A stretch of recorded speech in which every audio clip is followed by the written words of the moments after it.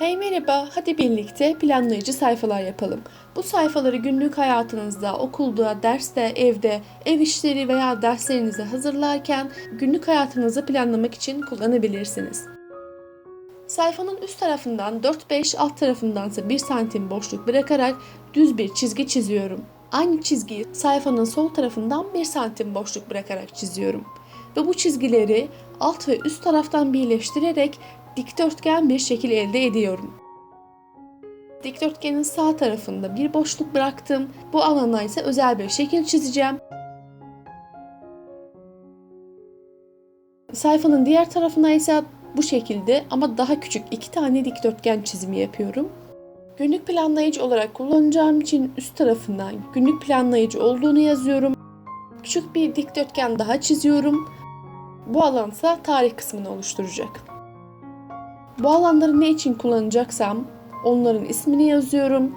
Yapılacaklar listesi, notlar, sınavlar, testler, ev işleri, sulanacak bitkiler olabilir. Aklınıza gelebilecek her türlü şeyleri bu alanlara bölüp istediğiniz gibi kullanabilirsiniz. Ve şimdi ise renklendirme aşamasına geçiyorum. İster keçeli kalemler, ister normal kuru kalemlerle elinizde olan malzemeler neyse onlarla bu şekilde süsleyebilirsiniz. İlk sayfam bu şekilde hazır. Sayfanın üst tarafına birazcık daha süslü olması için yine cetvelim ve keçeli kalemimle bir çizim yapıyorum. Adımları videoyu izleyerek takip edebilirsiniz. Ölçüleri ise ben tahmini olarak yaptım ama siz sayfanın büyüklüğüne göre istediğiniz boyutta yapabilirsiniz. Bu alana yine günlük planlayıcı kelimesini yazıyorum. Sayfanın tam ortasına cetvelimin genişliğinde düz 2 tane çizgi çiziyorum. Bunların uç tarafını birleştirerek dikdörtgen bir şekil elde ediyorum. Bu şekilde 1-1,5 santim aralıklarla küçük küçük dikdörtgenler çiziyorum. Bu dikdörtgenlerin sol ve sağ taraflarına ise 1 santim genişliğinde küçük çizgiler çiziyorum. Ve her karenin içerisine saatleri yazıyorum. Bu planlayıcım saatlik bir planlayıcı olacak. Bu yüzden her dikdörtgenin içerisine yapacağım şeylerin saatlerini belirterek yazıyorum. Mesela sabah saat 7'de kalkmam gerekiyor. Kahvaltımı saat kaçta yapacağım? Mesela 7:15'te kahvaltı yapacaksam bunu da 7:15 kahvaltı şeklinde yazıyorum.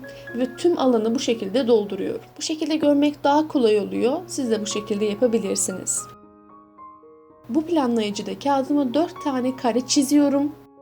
Ve toplamda 3 tane dikdörtgen çiziyorum. Dikdörtgenin köşesinden 45 derecelik bir açıyla küçük çizgiler çiziyorum. Bunları gölgelendirmek ve 3 boyutlu bir hale getirmek için yapıyorum. Ve bu çizgilerin tamamını birleştiriyorum. Oluşan bu alanı keçeli kalemle boyuyorum. İsterseniz tümüyle siyah boyayabilirsiniz. Ben hafif bir efekt için bu şekilde boyamayı tercih ettim. Dikdörtgenler içinse yine aynı şekilde çizgiler çiziyorum ve bu çizgileri birleştiriyorum. Ve bu alanlara bir sürü ince çizgiler çiziyorum. Bu şekilde sanki bir defter varmış veya üst üste sayfalar varmış gibi bir görünüm elde edebiliyorum.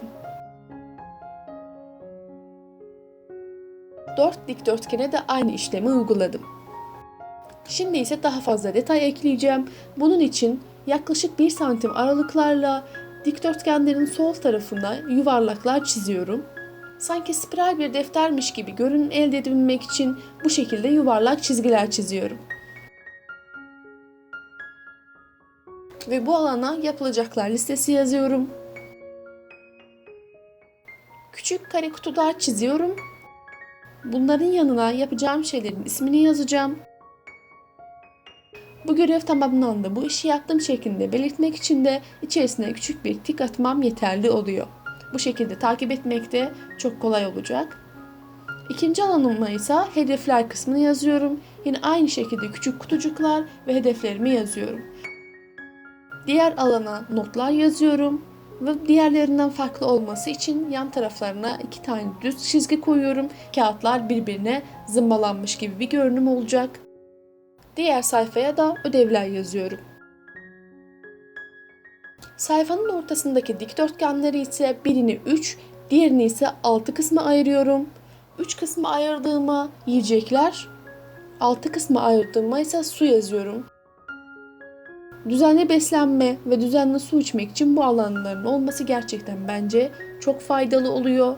Bu şekilde yemeklerimi doğru düzgün yedim mi, günlük içmem gereken suyu içtim mi şeklinde buraya yazarak kendinize bir hatırlatma oluşturabilirsiniz. Üst tarafa ise yine günlük planlayıcı olduğunu yazıyorum. Ve böylece bu planlayıcı sayfamda bu şekilde hazır oluyor. Şimdi daha minimalist bir tasarımda çizim yapacağım. Bunun için yine bir dikdörtgen çiziyorum ama bir tarafını çizmeden üst tarafına notlar yazıyorum. Bu alana ise kavisli bir çizgi çiziyorum. Böylece bir tarafı yuvarlak bir dikdörtgen oluyor. İçerisine ise 1-1,5 santim aralıklarla çizgiler çiziyorum. Hemen sayfanın sağ tarafına ise bir dikdörtgen ve bir kare olacak şekilde 2 tane parça çizdim. Yine bu alanların da içerisine 1-1,5 santim aralıklarla çizgiler çiziyorum. Bu alana yapılacaklar listesi, diğerine ise notlar şeklinde yazıyorum ve üst tarafa günlük planlayıcı yazıp altına da düz bir çizgi çiziyorum. Minimalist ve çok sade bir tasarımla planlayıcı sayfam hazır oluyor. Kolay ama biraz daha süslü bir sayfa yapmak içinse yine geniş bir cetvelimi kullanıyorum. Sayfanın orta kısmına sanki bir çarpı yapıyormuşum gibi cetvelimi kullanarak çizgiler çiziyorum.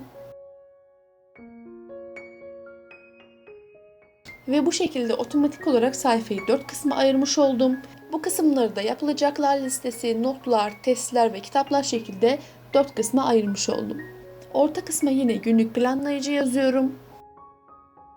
Diğer kalan boş taraflara ise dal ve yapraklar çizerek biraz daha süslü, biraz daha göze hoş bir planlayıcı sayfa yapmış oluyorum.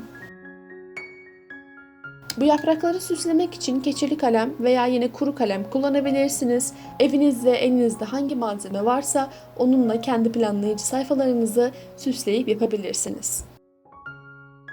Bu şekilde 5 tane farklı planlayıcı sayfa yaptım. Eğer daha fazlasını yapmamı istiyorsanız lütfen yorumlarda belirtmeyi unutmayın.